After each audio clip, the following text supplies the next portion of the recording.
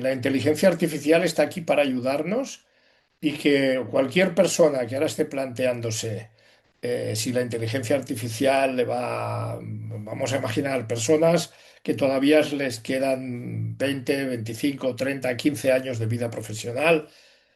Seguro que la vida profesional que viene de los próximos años es digital. O sea, hay que formarse en habilidades digitales, hay que aprender habilidades digitales y con eso poder de alguna manera pues mantenerse vivo y activo en el mercado profesional que viene ahora.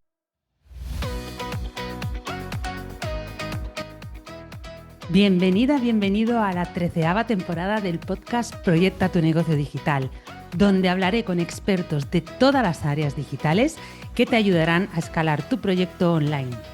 Además, entrevistaré a emprendedores que te contarán de primera mano sus experiencias y aprenderás trucos y estrategias, conocerás los mejores atajos y herramientas para ahorrarte tiempo y dinero y descubrirás cómo implementarlo todo en tu día a día. Soy Sandra Fernández, Project Manager Digital, y si quieres saber cómo te puedo ayudar con tu negocio online, participar en el programa de acompañamiento Conexión Emprendedora o venirte a un retiro para emprendedoras, tienes toda la info en mi web www.sandrafp.com y en mi perfil de Instagram @sandra_soy_pmd. Además, también tienes disponibles varios recursos gratuitos que te serán muy útiles. ¡Comenzamos! Hola, ¿qué tal? Hoy te presento a Sebastián Barajas Casén.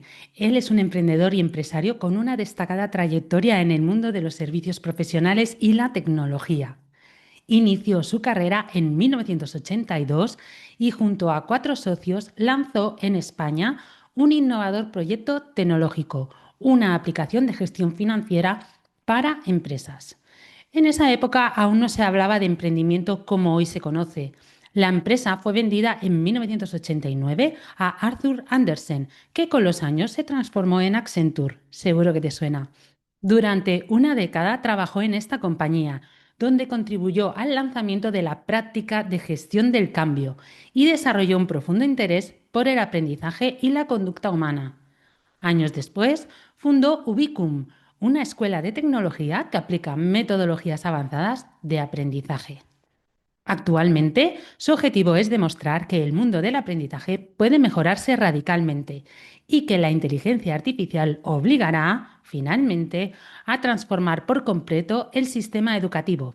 Además, en 2013 publicó el libro Aprender es hacer y es hermano de Víctor Barajas, al que entrevisté en la anterior temporada del podcast. Si no has escuchado esa entrevista, te recomiendo muy mucho que la escuches. Hola Sebastián, ¿qué tal estás? Muy bien, ¿y tú, Sandra? Pues nada, muy bien, muy contenta de tenerte aquí. A ver, para todos los que estáis ahí escuchando, que sepáis que entrevisté a su hermano Víctor en la anterior temporada del podcast. Estrenamos temporada con Sebastián, tengo que decirlo. Eres mi primer invitado de la 13ª o 14ª temporada ya, 14. Sí, sí, aquí no paramos y nada, que inauguramos contigo nueva temporada, así que Pues mil, mil gracias. un honor ser el No, el honor primero es mío, el del honor es mío. 26. Eso, el honor es mío de tenerte aquí y nada, vamos a aprender, Muy nunca bien. mejor dicho, ¿eh? Que va de aprender la cosa. Vamos a aprender mucho de ti. Así que nada, lo primero que quiero saber es eso, que cómo aprendemos las personas. Pues las personas aprendemos de una forma que es muy natural y que además a la poco que nos fijemos lo vemos y es por prueba y error. O sea, siempre que queremos aprender algo, esto lo vi menos con mis hijos porque estaba por otras ideas, pero ahora con mis nietos lo observo y lo veo, ¿no? Pues los niños cuando quieren algo lo prueban, se equivocan, rectifican, insisten y no se cansan, si tienen alguna duda te preguntan y al final pues lo acaban haciendo. Y ese aprendizaje que los niños realizan, que llamamos aprendizaje natural, es el que aprendemos durante toda la vida. Y sirve igual, pues para aprender a lo que sea, a hacer una montaña con piezas de Lego, como a construir un puente sobre la bahía de San Francisco. Y eso está basado en un concepto que es bastante reciente en ciencia cognitiva que se llama memoria episódica. ¿Eh? Y eso es como aprendemos. Otra cosa es que el sistema educativo tradicional no haga caso de eso y utilice solamente otro concepto que es la memoria semántica, que se basa en el lenguaje y en la repetición de contenidos y de frases y memorización, que no tiene nada que ver con la forma como realmente aprendemos las personas. Pero eso de la memoria episódica y el prueba y error es la forma universal como todas las personas aprendemos. Muy bien. Y ahora me estás hablando así también de tus hijos, nietos. ¿Tú crees que las nuevas generaciones, y sobre todo con todo lo que está viendo ahora, necesitan un modelo nuevo de aprendizaje distinto al que tuvimos nosotros, a las anteriores generaciones? Sí, sí, totalmente, sin duda. Sin duda. Vamos a ver, el modelo tradicional, que está basado en la clase magistral, la transmisión de contenidos, esos contenidos que se transmiten se ponen en un examen, o sea, se evalúa, diríamos, la retención que ha habido, retención temporal, porque es corta, quiero decir, pero se evalúa lo que se ha transmitido en un examen. Esa forma de aprender siempre ha sido ineficiente. Pero bueno, ha durado hasta aquí. Pero hoy ha aparecido algo que lo va ya a mandar al rincón de la historia, que es los sistemas de inteligencia artificial, los Large Language Models, ¿no? Los grandes modelos de lenguaje. ¿Por qué? Porque si se basa solamente en la transmisión de información, pues ¿para qué quiero memorizar información cuando yo tengo un sistema que Que me lo va a dar buscas. toda la información que Y existe en el más, mundo y más? O y sea, quiero decir, más. entonces, ¿para qué me sirve ir a una clase a escuchar a un profesor que me va? Entonces, eso tiene que cambiar radicalmente, sin duda. O sea, llegados a un punto, esto ha llegado al límite y, bueno, hay muchas barreras para los cambios, va a haber mucha resistencia, pero es evidente que no da más de sí. Fíjate que ayer justo en la radio estaba escuchando, ¿no? Sobre una chica que decía que se había sacado segundo no, o la ESO, no me acuerdo qué decía, con el Rincón del Vago, que yo también, fíjate, de aquella existía el Rincón del Vago, que era como lo más de lo más, y claro, decían en la radio, ah, pero eso aún existe, si tienes a ChatGPT, ¿no? Es como... por qué necesitas eso? Y claro, la pregunta quizá no es por qué necesitas el rincón del vago, sino por qué necesitas memorizar cosas, que es lo que tú estás Claro, diciendo. ¿Para qué? Si lo ¿para qué? buscas y lo acabas encontrando. Y yo tengo que decir que yo, por ejemplo, mi primera carrera que yo hice ADE en la Universidad de Barcelona, presencial, fue muy teórica, fue muy lo que tú dices, ¿no? Ir a clase. Bueno, es más, nos decían, no vengáis a clase, que no cabéis todos, sois muchos, no vengáis. Y luego hice mi segunda carrera, turismo, a distancia por la UOC y fue muy, muy práctica. Sí que es verdad que teníamos exámenes, pero contaba más la parte práctica y era mucho de investigar online y hacer ejercicios prácticos. Y a mí eso me gustó mucho porque yo creo que es la manera como luego te vas a enfrentar realmente a tu vida laboral, ¿no? A los Claro, retos que te eso. enfrentas. O sea Sí, sí. que... Es que al final diríamos que la educación, sea primaria, secundaria, universitaria, nos tendría que preparar para desenvolvernos en la vida profesional. Y entonces tendría que estar orientada a las profesiones que hay en el mercado. Entonces esto está parcialmente y de una forma muy teórica. O sea, al mm, final resulta que cuando bueno, yo estudié económicas en la primera vez y luego hice un MBA, el MBA era algo bastante más práctico con casos y tal, ¿no? Pero es todo muy teórico. Entonces llegas a la vida profesional y tienes que empezar un poco de cero, porque la universidad lo que sí tiene es, tiene dos características, ¿no? Una es una máquina de seleccionar. Quiero decir que la persona que pues saca buenas notas, hace una carrera difícil, pues el mercado, las empresas dicen, bueno, pues esta es una persona ambiciosa, que tiene voluntad, que tiene ambición, que tiene la capacidad de aprender. Bueno, pues de entrada sabemos las que soft skills. las O soft sea, skills, sabemos que si ha hecho ingeniería y ha sacado muy buenas notas y la ha sacado en 5 años y tal, que es una carrera muy exigente, aunque sea teórica, pero bueno, me han hecho el favor de clasificarme a Eso. personas que yo sé que tal.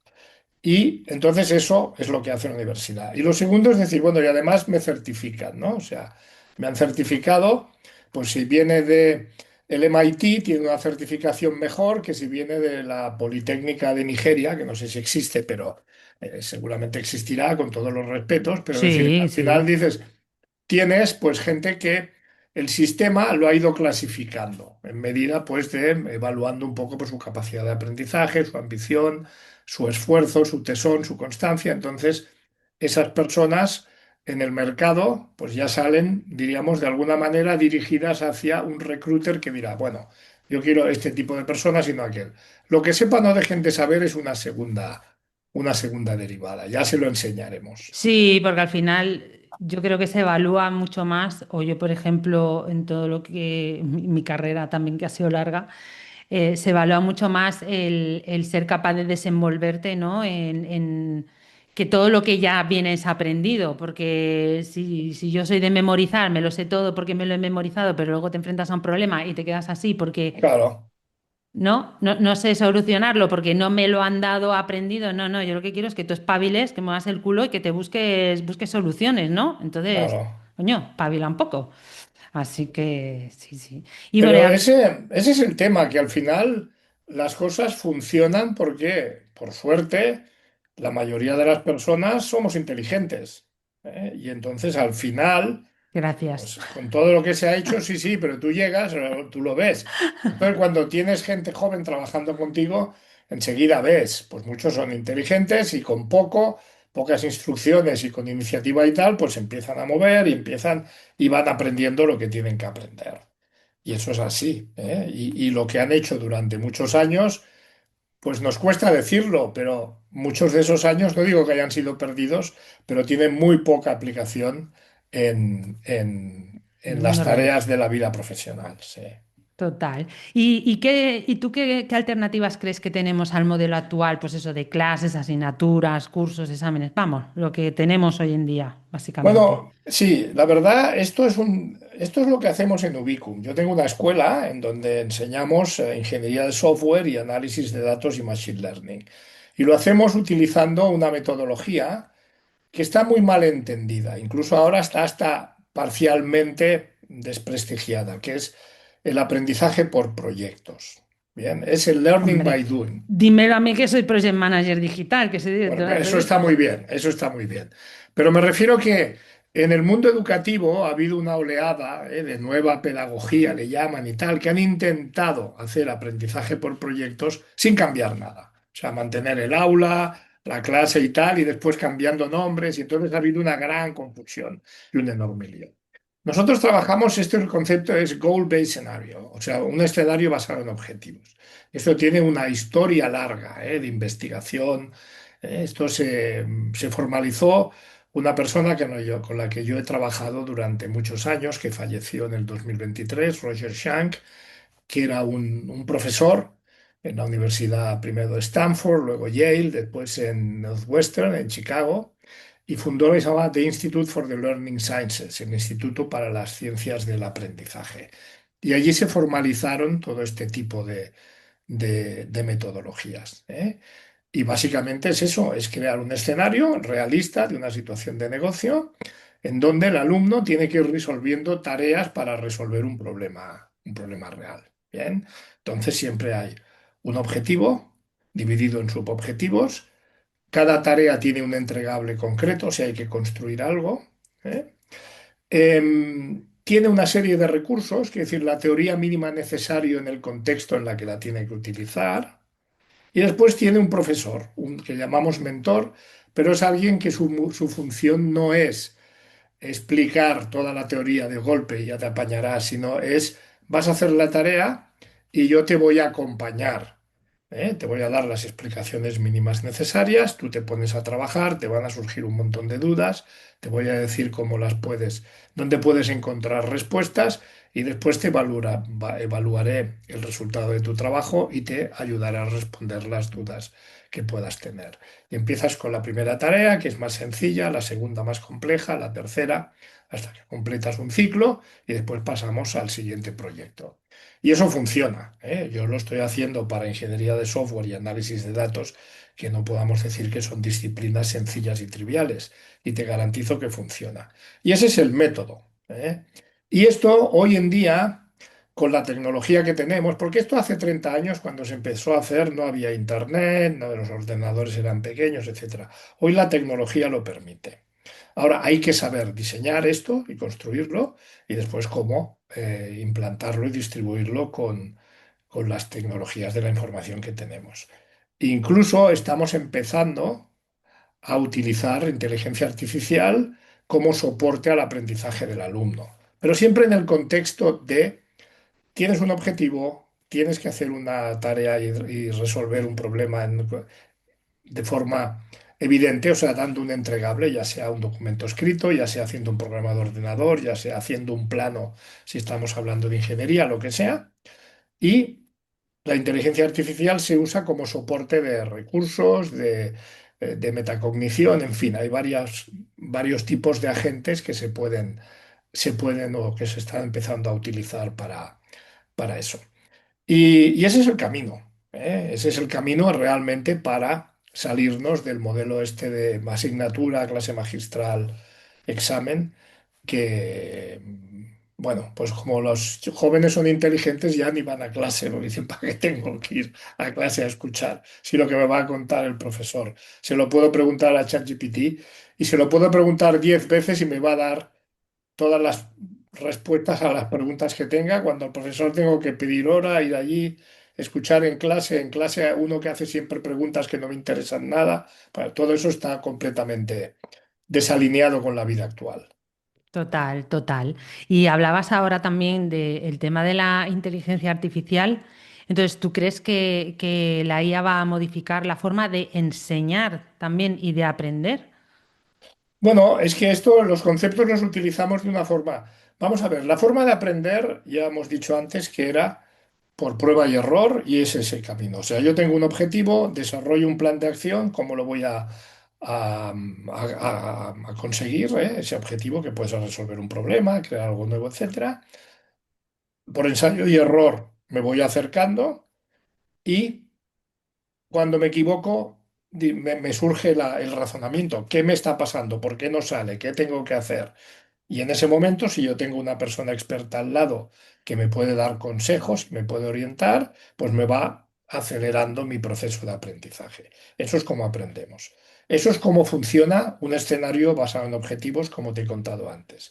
Y la inteligencia artificial lo que puede hacer es acompañar ese proceso de una forma muy eficiente.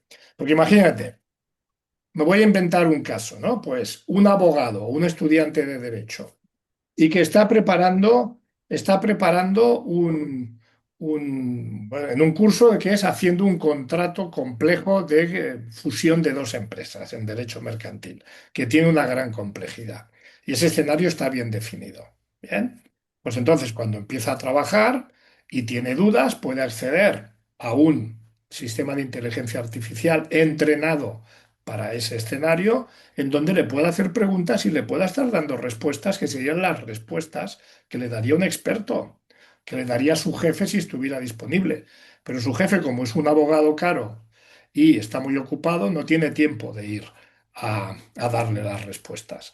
Entonces, esto codificado en un sistema de inteligencia artificial, lo que está haciendo es que ese alumno esté aprendiendo a redactar un contrato complejo y sofisticado de fusión de dos empresas y lo puede hacer teniendo acceso a un agente de inteligencia artificial que le puede dar información sobre el contenido del contrato, pero además, cada vez que redacta una cláusula o un trozo de contrato, se lo puede pasar a otro agente de evaluación en donde le va a decir si es suficientemente sólida, si hay algunos aspectos que no ha tenido en cuenta, etcétera, y le va a permitir ese feedback seguir corrigiendo. O sea, todo ese proceso de objetivo, trabajo, prueba y error puede estar perfectamente acompañado por sistemas de inteligencia artificial que han recogido la experiencia experta de los que realmente saben.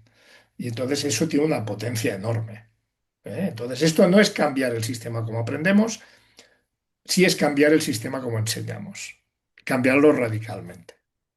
Claro, pero se hablaba de eso, ¿no? Ya no solo es aprender, que aprendemos preguntando. Sí, Realmente tú le preguntas a básicamente sí. ChatGPT, oye, y esto, sino es cómo vamos a enseñar a esa gente, pues o sea, gracias a la inteligencia artificial, porque luego también está la gente de que nos va a quitar el trabajo. Yo siempre digo, también cuando la era, pues, si has estudiado económicas, yo cuando en la carrera nos hablaba, ¿no? De la era de la industrialización, la Claro, máquina sí, de sí. vapor. Claro, digo, hombre, es que esto es un poco lo mismo cuando apareció, ¿no? La industrialización, hoy nos vamos a quedar sin trabajo. No, No, la gente, es que se quedaron sin pero la trabajo. gente o sea, evolucionas, o sea, Claro, claro, claro. cambias de trabajo, no se necesita un trabajo tan manual, también la gente del campo.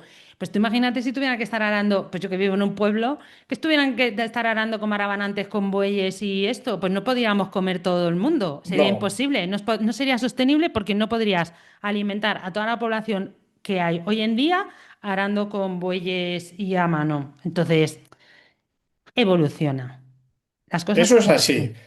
Y además, ya ves, yo tengo una edad, hombre, yo durante mi vida profesional, que ya son más de 40 años, he visto desaparecer muchas profesiones y la gente se ha reciclado. O sea, la inteligencia artificial le va a quitar el puesto o va a las personas que no sepan utilizar la inteligencia artificial, pero sobre todo a los que no sepan utilizar la inteligencia humana.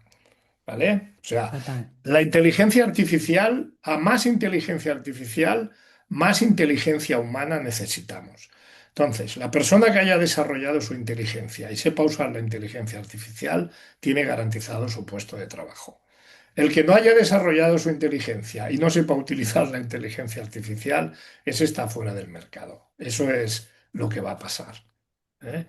Pues yo te digo, yo cuando empecé en tecnología, éramos de los primeros en los años 80 que instalábamos, por ejemplo, un sistema de contabilidad y poníamos una pantalla y sacábamos el libro de contabilidad encima de la mesa. Entonces había una persona que estaba acostumbrada a hacer unos asientos en el libro diario, en el libro mayor a mano, y que de repente decía, oye, esto no lo vas a hacer más y ahora lo tienes que meter por este teclado. Claro, les Yo entraba. soy de esas personas, yo estudié cuando hice A de contabilidad a mano y luego cuando me pusieron el ordenador delante decía, ups, y yo era de las que, te lo juro, que lo tenía que hacer a mano primero para entenderlo, cuando es 100.000 millones de veces más fácil hacerlo con el ordenador. Claro, hasta Claro, que te claro. adaptas, tienes ahí... Pero bueno, una cosa es entender la mecánica de la contabilidad y cómo funciona y todos los flujos de las cuentas y tal, y otra distinta es que te digan, oye, mira, tú tienes aquí una factura, este importe lo escribes aquí, este importe lo escribes aquí, tienes una letra y una caligrafía preciosa y vas haciendo el libro de facturas y no sabes lo que estás haciendo. Estás, digamos, haciendo una tarea que es el registro en un papel de unos datos a un libro.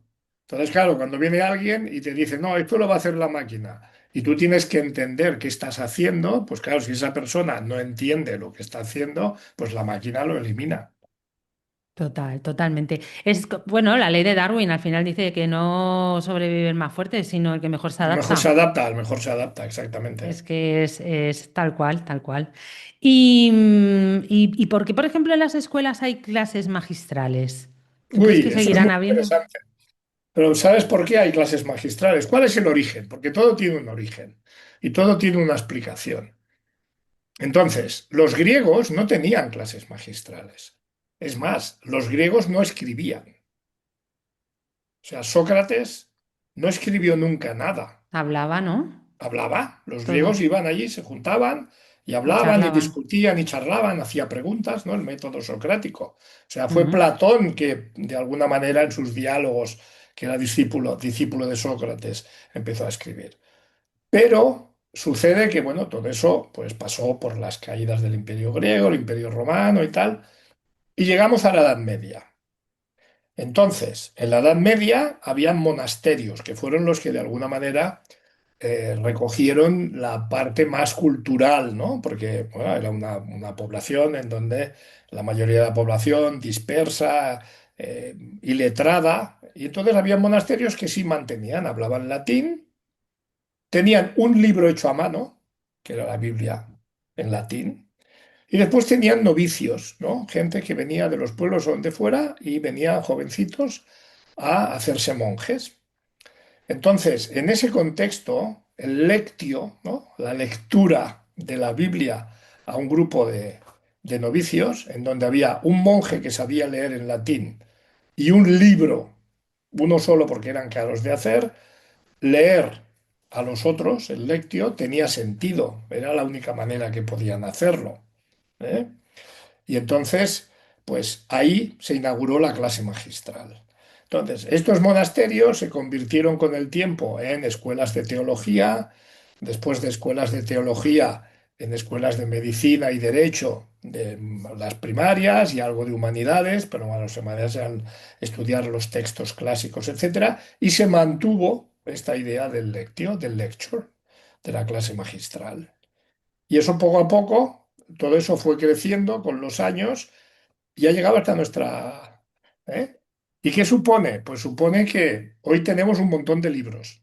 Bueno, tuvimos, a partir de 1490, cuando se inventó la imprenta, empezó a haber un montón de libros. Y eso no cambió nada, pero había muchos más libros. Hemos tenido un montón de libros durante muchos años, hemos tenido internet, ahora tenemos inteligencia artificial, con lo cual la transmisión de la información, que en un monasterio de la Edad Media era muy difícil por los motivos que he dado, hoy en día es que no solo no es un bien escaso, es que es un bien abundantísimo. ¿Eh?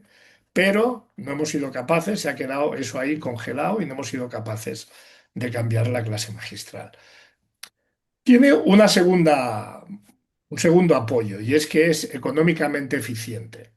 Pero tú tienes un profesor, tú le decías antes, en la universidad de nuestras épocas habían 600 alumnos por clase con un profesor. Sí, sí, no vengáis que no cabéis, es que no Bueno, pero cabíamos. quiero decir, claro, esa es una forma que ha sido útil para escalar y para permitir que mucha gente tuviera acceso, al final ya, pues bueno, acceso a la universidad o acceso a la escuela. Entonces tú dices, hombre, yo al final, si un profesor tiene 20, le puedo poner 30, le puedo poner 40, o en la universidad 100 o 150, 200 alumnos, pues todo eso que me ahorro, porque si tengo que tener clases de 20, ¿qué es lo que pasa ahora? Ahora, cuando todo esto está fracasando, ¿cuál es lo que hacen los políticos? No, hemos de reducir el número de alumnos por clase. Hombre, sí, eso mejorará, pero no cambias el sistema, es decir, mejorará marginalmente.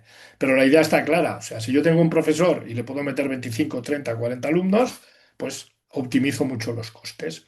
Y eso no es el origen de la clase magistral, es lo que ha mantenido la clase magistral durante el siglo XX. Sí, sí. Ay, qué recuerdos todo.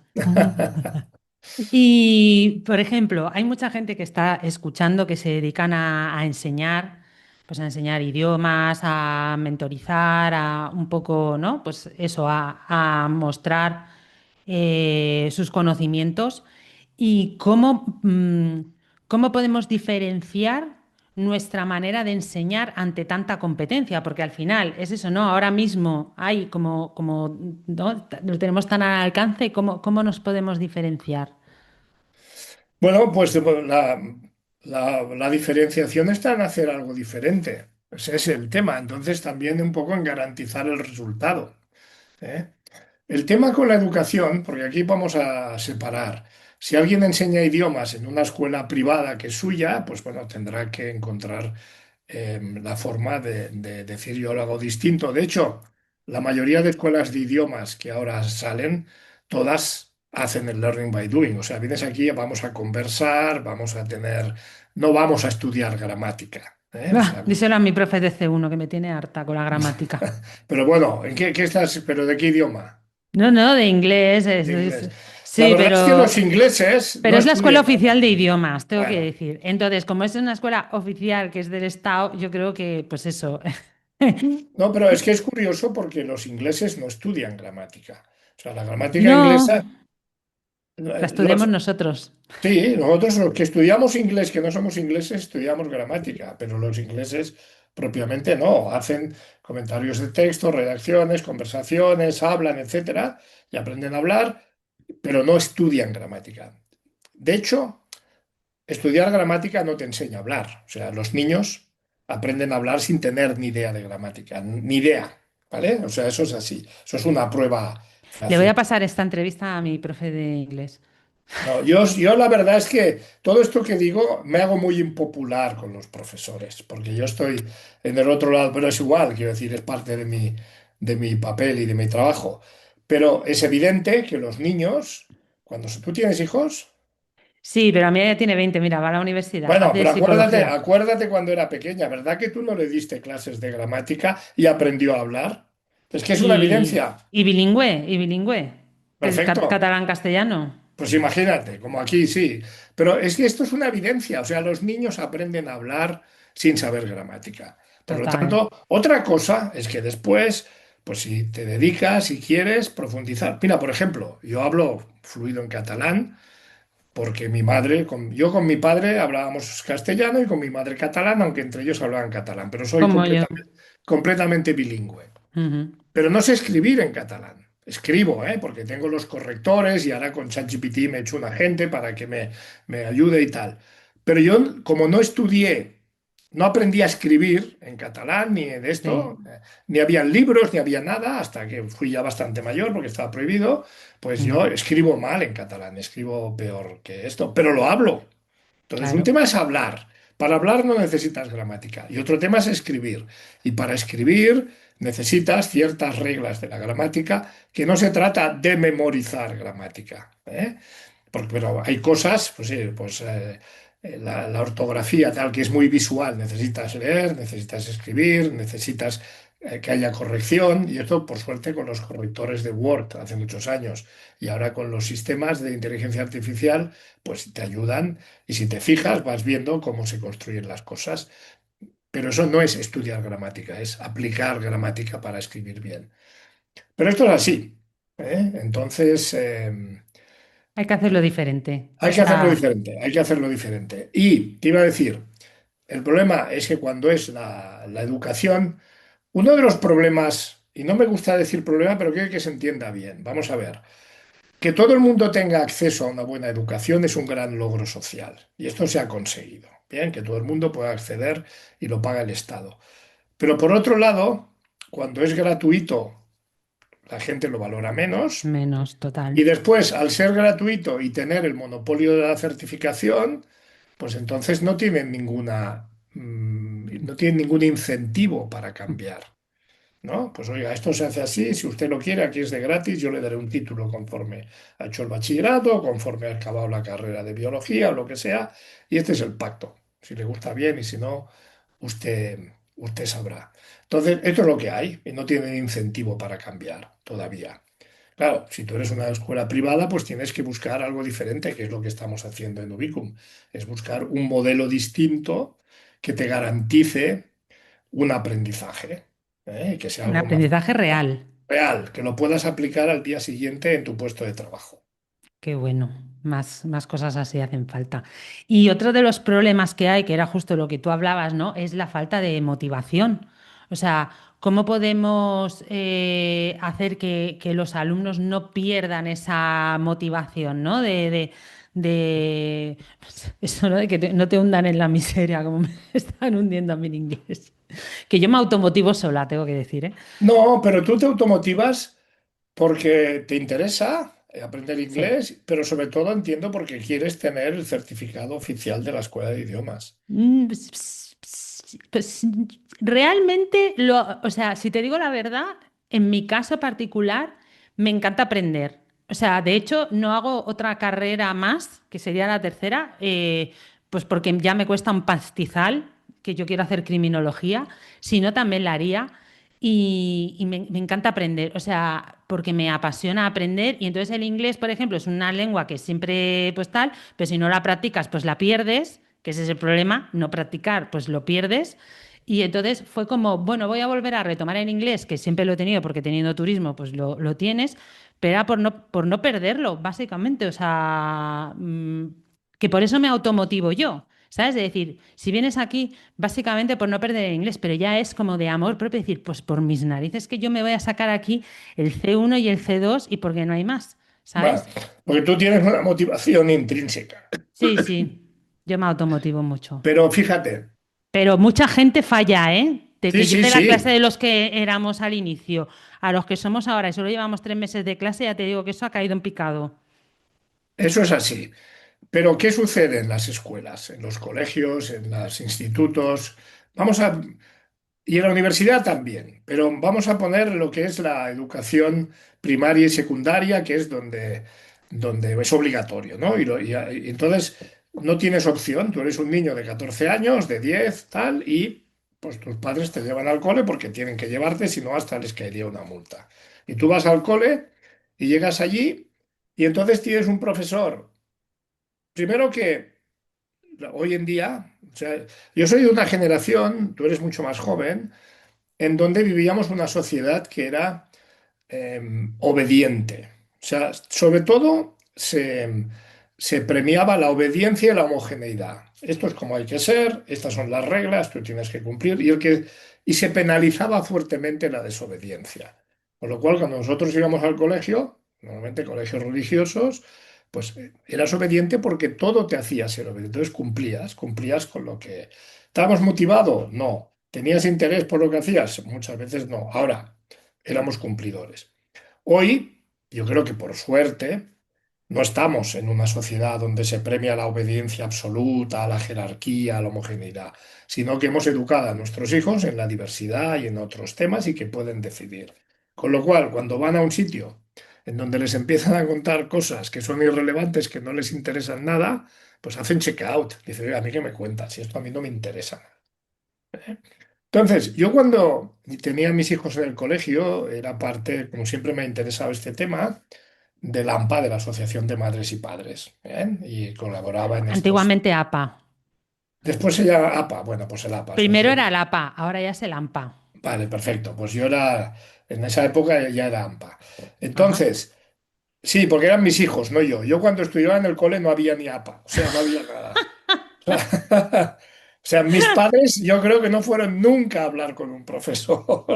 Bueno, mi madre poco también, tengo que decir. O sea, que te quiero decir que si yo venía a casa y decía que un profesor me había pegado, yo Te decía, algo, daban. algo has hecho y todavía me daban más. O sea Sí, que sí, sí, sí, esto ha sí. cambiado mucho, ¿no?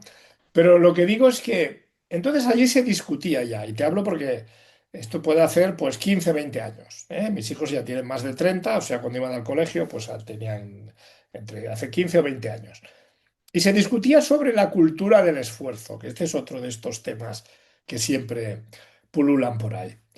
Y yo hacía la siguiente reflexión. Hombre, a ver, si a nuestros hijos los metemos en una clase en donde les explican unas cosas que no le ven ningún interés y se aburren, no digamos que no es cultura del esfuerzo. Y después les ponen deberes para machacarlos, porque después yo veo a los chicos que en invierno a las 7 de la tarde van a entreno de fútbol con frío de 7 a 9 y no se lo quieren perder, a mí no me digan que eso no es cultura del esfuerzo, pero una cosa es algo que les motiva y otra cosa es algo que no les interesa nada.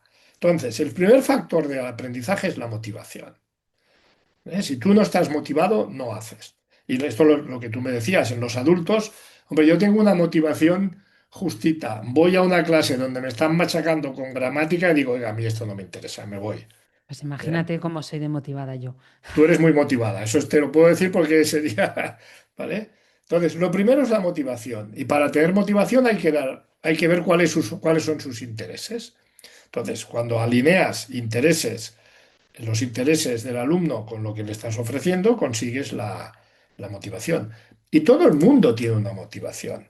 El problema es que si todo el mundo tiene que pasar matemáticas, física, química, historia de no sé qué, historia de no sé cuántos, en un tema descontextualizado y teórico, pues, hay chicos que les gusta el arte, otros les encantaría construir edificios, hacer un motor, hacer una cosa eléctrica, yo qué sé, o O sea, videojuegos, videojuegos, lo que sea, seguro hay que que hay. programar y hay que hacer Seguro, hay un cositas. montón de cosas en donde estarían súper interesados. Bueno, Mm. pues eso es lo que el sistema no contempla. El sistema contempla, esto es lo que hay, si lo quieres has de hacerlo.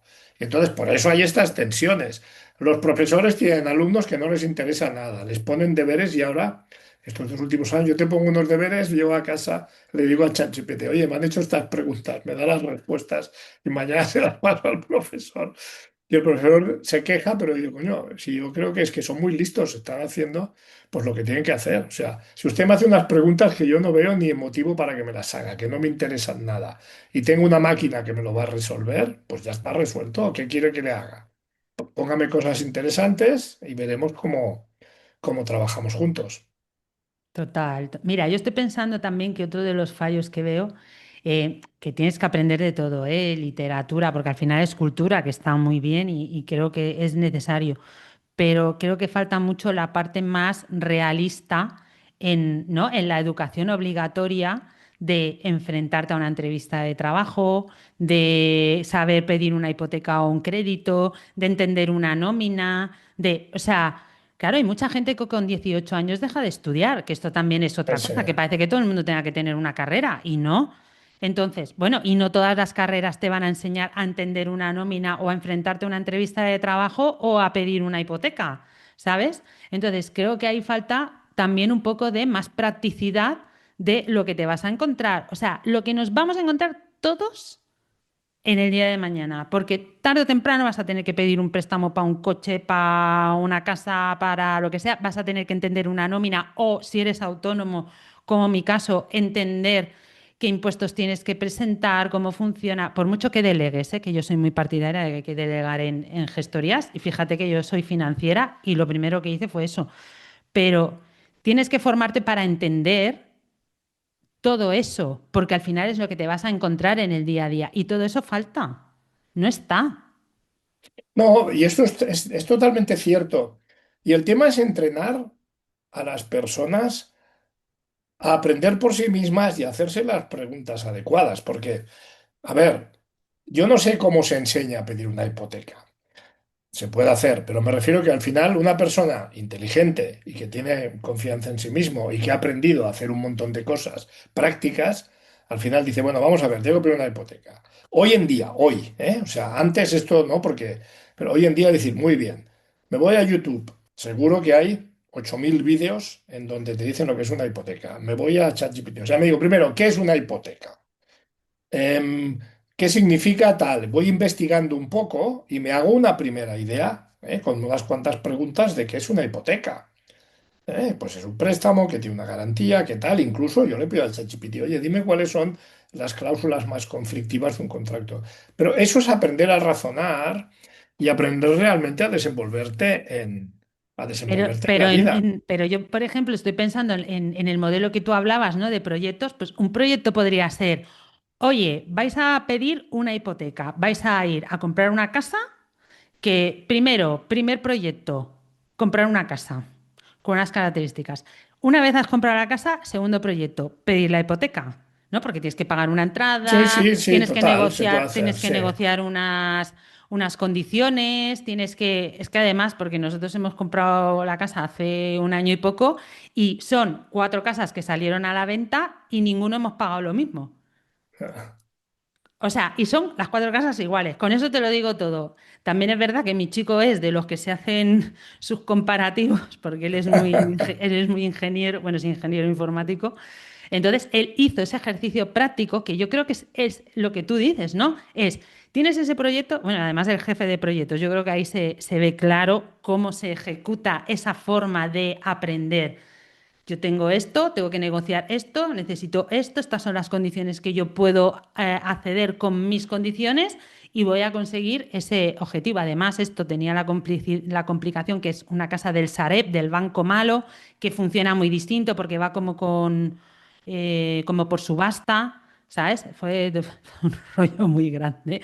Pero yo animaría mucho a que la gente hiciera tipos de ese ejercicio porque yo creo que es Pues como sí, claro que sí. ¿cómo aprendes? O pedir un préstamo para un coche, negociar unas condiciones para eso, para un préstamo personal, o entender tu nómina, si te están reteniendo bien, si no, si pides un aumento de sueldo, si vas a cambiar ¿no?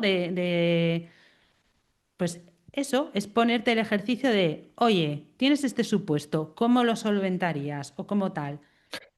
Pero es que eso es exactamente como tú lo dices, porque hoy en día hay mucha gente, pues no sé, vamos a poner es igual, entre 20 y 30 años, que han hecho el bachillerato, seguramente han hecho alguna FP y muchos una carrera, que se han quedado con una serie de conocimientos teóricos que hicieron y al final han tenido el título, que están trabajando de lo que sea, pues en un trabajo relativamente, no voy a decir, bueno, trabajo, y que no saben todo esto.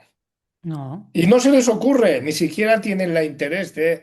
Y siempre se sorprende, no, me han engañado con la hipoteca, me han timado aquí con no sé qué, es que no entiendo la nómina, ahora me han subido los impuestos. Y todo eso, diríamos, todos los años de bachillerato, de tal, incluso de carrera, pues no les han preparado para poder, de alguna manera, enfrentarse a todo este tipo de situaciones de la vida. Ujú. ¿Y tú, entonces, por qué crees que la práctica funciona mejor que la teoría? Bueno, en verdad, la teoría, vamos a ver.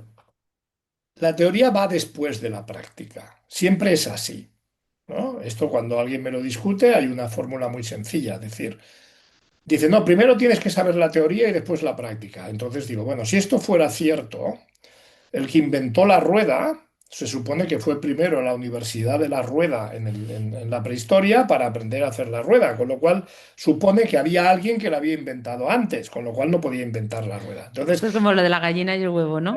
no, entonces, ¿qué pasa? Pues que el que inventó la rueda lo que hizo fue Práctica. prueba y error, experimentar y poco a poco, coño, salió la rueda. Entonces vino otro y dijo, oye, esto es un invento muy bueno. ¿Y cómo lo has hecho? Entonces, digo, muy bien, pues ya lo he aprendido a hacer. Ahora le voy a decir a aquel cómo se hace. Y a partir de aquí puedes crear una teoría de hacer ruedas. Y eso es así todo. O sea, si la teoría fuera por delante de la práctica, no habría innovación. Nunca habría innovación. Por lógica, por reducción al absurdo. Por lo tanto, tú practicas, haces lo que tienes que hacer y luego, pensando sobre lo que has hecho, te creas tu propia teoría. ¿Eh? Eso es cómo funciona. También es verdad que hoy en día tenemos un montón de tecnología y de conceptos y tal, entonces no hace falta que yo me invente toda la teoría. ¿Eh? Pero sé dónde acceder y cada vez que tengo que hacer una cosa concreta, digo, para hacer esto, ¿qué necesito? Porque al final la teoría son modelos conceptuales. ¿No? Pues es, para mí, si usted va a hacer informática, pues va a aprender a programar, pues bueno, hay un programa, un tipo de programa de lenguaje que se llama Java y esto tiene pues unas categorías, unas clases, tiene bueno, una serie de conceptos que, bueno, los va a tener que aprender. No hace falta que los memorice, los va utilizando y poco a poco sepa y se le va a quedar grabado. Entonces, primero la práctica y después la teoría. Eso es lo que realmente funciona para poder después en la vida desenvolverse correctamente con las situaciones que se te puedan plantear. Muy bueno, me ha gustado mucho esto de lo de la rueda. Muy buena teoría. No, bueno, es una teoría, quiero decir, es una descripción, pero es Sí, de sí, una sentido realidad, es común. una Lo realidad. que pasa es que nos Total. han machacado, llevamos desde los 3 años que nos cuentan, cada año vamos a un curso, de primaria, de secundaria, de universidad, en donde nos cuentan teoría. Y un día le preguntáis, ¿esto para qué sirve? Nadie te lo sabe responder. Tú tienes que hacer eso y ya verás algún día para qué te sirve. Por resulta que no te sirve para nada. Pero te meten en la cabeza de primero la teoría. La teoría es importante. Y después con eso se supone que sabrás hacer lo que te toque hacer. Oiga, pues mire, no, es que es al revés. Esa es la realidad. Entonces, vamos a poner un modelo en donde hagamos cosas prácticas, la práctica, y sobre eso ya construiremos la teoría. Pero la teoría, diríamos, contextualizada, situada, que se llama en el lenguaje técnico, en un contexto determinado. Muy bien. ¿Y qué diferencia Ubicum de otras escuelas? Pues fundamentalmente esto, la forma en cómo trabajamos. Trabajamos en proyectos que son 100% prácticos con un mentor personalizado, o sea que puedes tener acceso y hablar sobre tu tarea personalmente con alguien, sobre lo que estás haciendo, tareas muy estructuradas y además con flexibilidad. Quiere decir que no todo el mundo tiene que hacer lo mismo el mismo día, a la misma hora, escuchando el mismo rollo, sino que cada uno tenemos nuestro propio ritmo y de aprendizaje, de profundidad, de asimilación, de lo que sea. Y después tenemos el resto de la vida para seguir haciendo. Entonces, ese es un poco, bueno, un poco no, eso es como trabajamos, una metodología 100% práctica, personalizada y flexible. Eso es lo que nos diferencia de las demás escuelas, que normalmente tienen siempre un aula con 20 o 30 alumnos, un profesor que sigue un temario a horas fijas, va al ritmo que marca el profesor y luego normalmente el ritmo que marca el profesor, los alumnos hay una campana de Gauss, ¿no? Puede haber unos pocos en el centro que siguen ese ritmo, pocos. Pues hay algunos que irían muy por delante y ya desconectan y los que van muy por atrás que nos siguen. Pero bueno, es igual, porque al final el método es ese. Oye, yo estoy aquí, estos son los horarios, estos son los temas, yo os voy a dar el rollo y ya os apañaréis. Claro, nosotros Suerte con tu vida. lo hacemos al revés, decir, mira, vamos a hacer esto y lo vamos a hacer acompañándote. Mientras tú te esfuerces, yo te voy a ayudar y vamos a avanzar. ¿Eh? Y cuando te pones, la gente cuando se pone, pues avanza. ¿Eh? Entonces hay Mm. quien avanza muy rápido, con lo cual vamos más rápido, hay quien avanza un poco más lento, le damos más tiempo, le damos más soporte. Pero al final lo que queremos es que el alumno aprenda. Que aprenda, claro, el objetivo es ese. Pues eso, hay gente que aprende más rápido, gente que... El caso es aprender. Ya Sí, está. no, y no pasar, el caso no es pasar un examen, el caso es aprender. Claro, sí, sí, sí. Pasar un examen no es tan difícil. O sea, mira, además justo lo hablaba ahora tenemos una membresía de Project, ¿no? Que, pues esto del examen de inglés, digo, si yo el examen de inglés, yo sé lo que me piden para pasarlo, porque ya llevo muchos años, hice francés, también la Escuela Oficial de Idiomas, yo tengo muy claro los estándares que piden.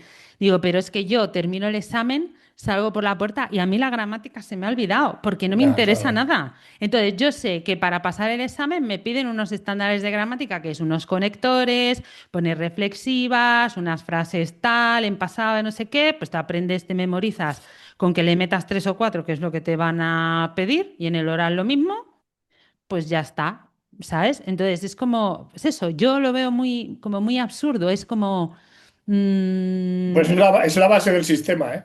sí lo sé, pero eso, bueno, sí que es verdad que el C1 es un nivel ya académico que te piden otros estándares que también lo veo lógico y normal, ¿sabes? Pero es como, pero mi mente piensa, da igual porque vas a acabar el examen y se te va a olvidar a los 10 minutos de salir, porque de verdad que luego no me... Tengo una facilidad de olvidarme de la teoría que alucinas, o sea... Bueno, no, pero es que nos pasa a todos. Es que la teoría memorizada fuera de contexto la olvidas. Es que es así, nuestra mente funciona así. Por es un Claro, tema. pero luego me dicen, no, o sea, a ti se te entiende perfectamente hablando inglés, te va a entender Claro, cualquier inglés, eso no tienes problema. Dice, pero te pasas la gramática por el forro, pues como pues lo que tú has dicho.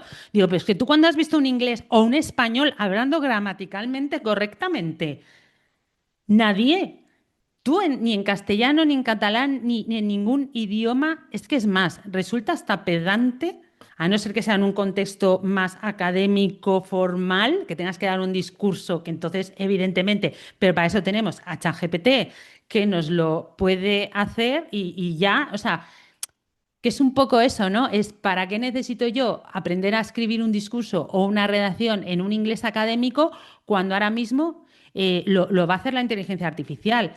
Es más, mi chico me decía, dice, pero si es que da lo mismo, dice, ¿para qué aprendes idiomas si dentro de nada vas a llevar un pinganillo en el oído y la inteligencia artificial te lo va a traducir todo sí, sí, un traductor universal, esto llegará, sí, sí. sí, no va a tardar, claramente. Yo es porque me encanta, tengo que decir. Yo si tuviera que pedir un superpoder sería hablar y entender todos los idiomas del mundo porque me flipa, ¿sabes? El aprender.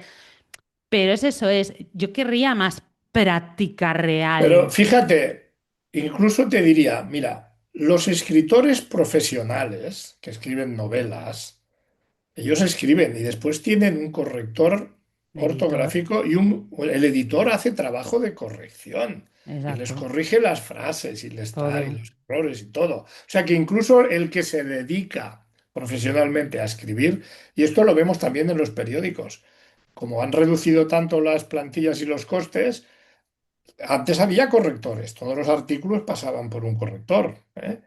Hoy en día ves artículos y de esto que hay frases mal escritas y hay faltas de ortografía. ¿Por qué? Pues porque lo hace rápido. Es que esto es así. O sea, si tú escribes un texto, yo si tengo que escribir texto, escribo bastante, siempre. O el corrector, o ahora mismo se lo paso a ChatGPT. Le digo, mira, he escrito esto, revísamelo. Y me hace de corrector. Y entonces esto lo hace porque si no, aparte yo, por ejemplo, cuando tecleo. Yo soy como disléxico, cambio, o sea, tecleo muy mal. O sea, que cuando he escrito un párrafo, lo miro y está todo como de letras cambiadas para me he equivocado. Entonces, bueno, tengo que empezar a... Y eso ahora, gracias a los ChatGPT, textos mal escritos, porque yo escribo rápido, se lo paso y te lo corrige y te lo compone. Ya está, las ideas son las que yo quiero que ponga, pero Exacto. el formato me lo da, me Y hace mucho de mejor, editor, escribe mucho súper mejor. bien. Y además, como yo digo, mi IA es muy maja, es mucho más maja que yo. Es muy correcta, es muy educada. Entonces, Nunca se enfada, tiene nunca mucha se enfada. paciencia. Sí, me lo pone todo con palabras súper bonitas y tal. Digo, ay, qué maja es. Digo, mira qué Además bien le puedes escribe, pedir, ¿eh? oye, ahora pónmelo en tono muy amable y cariñoso y te lo revuelve a escribir. Sí, Este me sí. lo pones en tono duro, agresivo y tal, porque Pero tal. no te No, lo acaba de poner del modo agresivo que tú lo pondrías, porque no, yo hay veces, exacto, te lo pone yo muy hay- matizadito. sí, yo hay veces que escribo y ahí con estás haciendo ahí una queja, ¿no? Un complaint, es como, estás ahí y ella ¿no? La escribe como muy No, educada, no, pues lo muy, hace muy muy bien, maja. eso Lo lo hace hace muy muy bien. bien, lo hace muchísimo mejor que yo, o Pues sea sí, sí, que sí, yo tengo cierto. mucho que aprender de la IA, de cómo escribe y cómo habla. Bueno, ¿y dónde podemos encontrar a Ubicum para, pues eso, ¿no? Para tener ese aprendizaje práctico que es el que de verdad necesitamos Pues todos. mira, en ubicum.com, ubicum con Q de queso, ubicum con Q de queso, ubicum.com en la web, ahí estamos. No tenemos, es todo online, no tenemos locales físicos y bueno, hoy en día se puede hacer Hombre, todo perfectamente yo online, como estamos trabajo online. yo haciendo ahora. Sí, Entonces en ubicum.com allí nos encontráis y allí tienes, y si no, a mí, Sebastián@ubicum.com, me pueden contactar personalmente quien quiera y yo encantado de ayudar a todo el mundo. perfecto, lo dejaremos todos en las notas del podcast.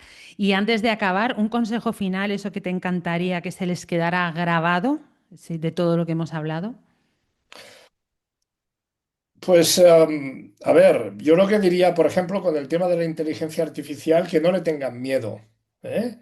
Que la inteligencia artificial está aquí para ayudarnos y que cualquier persona que ahora esté planteándose si la inteligencia artificial vamos a imaginar personas que todavía les quedan 20, 25, 30, 15 años de vida profesional. Seguro que la vida profesional que viene de los próximos años es digital. O sea, hay que formarse en habilidades digitales, hay que aprender habilidades digitales y con eso poder, de alguna manera, pues mantenerse vivo y activo en el mercado profesional que viene ahora. O sea, el mundo va a ser digital, todo lo que es inteligencia artificial, análisis de datos, automatización de procesos. O sea, la tecnología ya no es una opción, es una necesidad. Y hay muchas formas de poder adquirir las habilidades. Una de ellas, obviamente, es Ubicum. Y esto que no lo duden porque es una gran inversión de cara a los próximos años que vienen. Totalmente de acuerdo, no podría estar más de acuerdo.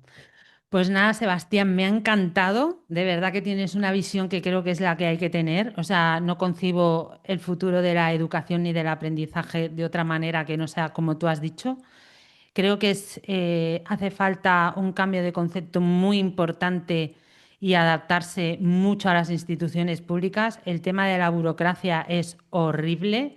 Se escudan en eso mucho. Yo que he trabajado en obra pública sé lo que es. O sea, es una absurdez enorme. Yo creo que es para tapar la incompetencia que hay en muchísimos aspectos y ojalá llegue ese cambio y ojalá la gente empiece a darse cuenta que donde está el verdadero aprendizaje y la gente que es el motor de la economía y al final del mundo es la gente ¿no? que aprende a base de práctica, no Y de... que hace cosas. O sea, en el mundo Exacto, nos piden que hagamos cosas, no exacto. que sepamos cosas. O sea, la erudición puede estar muy bien, es una opción, Sí, sí, sí. O sea, eso pero tampoco tiene por qué desaparecer, me no, no, refiero. eso y cada uno decide lo que le gusta ser. Si quiere ser Exacto, erudito o si exacto, quiere ser hincha del Barça y seguirlo a todos los partidos. Eso es exacto. opción de cada uno. Pero la vida profesional nos exige saber hacer cosas. Pues tú hacer podcast, yo hacer cursos, un médico curar enfermedades, hacer cosas. Y eso es lo que hemos de tener muy claro, todo el mundo, y las autoridades educativas también. Hay que entrenar a las personas para que sepan hacer cosas y cosas complejas. Porque esto parece, no, es que aprender haciendo es para los carpinteros, no, y para los que hacen puentes también, y para los que hacen software también, y para todo el mundo. Porque al final hacemos cosas, vamos a acabar haciendo cosas. Totalmente. Pues nada, Sebastián, mil gracias por tu A ti, tiempo, por traernos todo este conocimiento y nada, nosotros seguimos en contacto. Un abrazo muy grande. perfecto. Muchas gracias, Abrazo. Sandra. Un saludo. Chao. Hasta Chao. luego. Espero que hayas aprendido y disfrutado a partes iguales y si te ha gustado me encantaría que te suscribieras a mi canal y que me dejaras una reseña. Y si conoces a alguien a quien le puede ayudar mi podcast, no dudes en compartirlo para que otras emprendedoras puedan recibir contenido de valor. Además, en mi web tienes un apartado de recursos gratuitos donde puedes conseguir gratis el paso a paso para escalar tu negocio, una checklist para auditar tu proyecto, las 100 herramientas digitales que necesitas para tu negocio online y un test para saber qué tipo de emprendedora eres con unos consejitos muy útiles. También recibirás mi newsletter Disfruta del viaje, en la que te compartiré los secretos y trucos que necesitas para sacar adelante tu negocio. Recibirás regalos sorpresa y te enterarás antes que nadie de todas mis novedades. Te espero la semana que viene para seguir conociendo de primera mano todos los secretos que se esconden detrás de los negocios digitales. ¡Hasta la próxima!